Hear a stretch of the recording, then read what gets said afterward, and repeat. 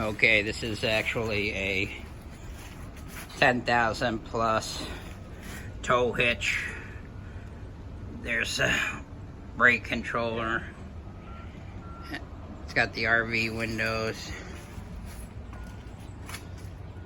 We're gonna look through here.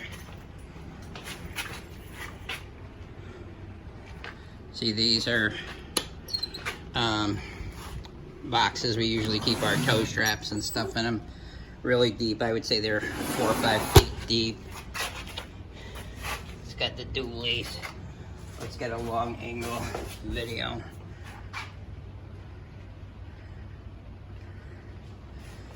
Okay, so it's got these sliding windows with screens.